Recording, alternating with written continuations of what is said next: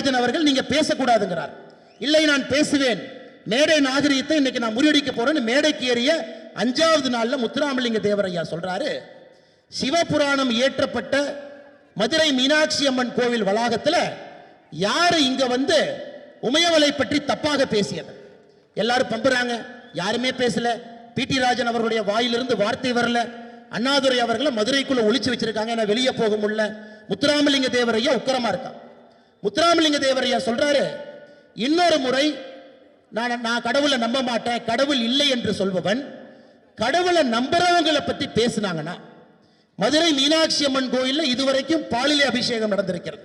இன்னொரு முறை தமிழகத்தில் கடவுளை நம்பாதவர்கள் கடவுளை நம்பக்கூடியவர்களை பற்றி தவறாக பேசினால் மதுரை மீனாட்சி அம்மனுக்கு ரத்தத்திலே அபிஷேகம் நடத்தப்படும் என்று சொல்லிய பிறகு மன்னிப்பு கேட்டுவிட்டு ஓடி வந்த கும்பல்